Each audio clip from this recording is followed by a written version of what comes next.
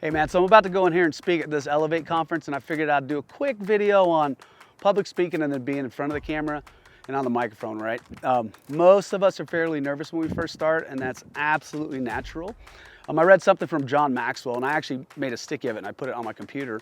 It says it's not for you, it's for your audience, right? So think through that, like when you're getting nervous, you're going to speak about something, that message that you're giving, it's not for you, right? Everybody's nervous in front of a camera, but it is for the audience. Those people are there watching you, right? They logged into your Facebook or they checked your YouTube page, so they're there for you.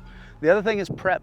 Like, be prepared for whatever it is you're going to talk about. There's nothing worse than jumping on camera and not being prepared, right?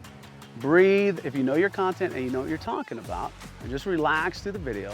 But again, the most important thing I think is just to remember that it's not about you, right? It's about the people that are tuning in. So whatever you look like, whatever you sound like, don't sweat any of that stuff. There's plenty of other people that look and sound just like you out there too. So get comfortable, know your content.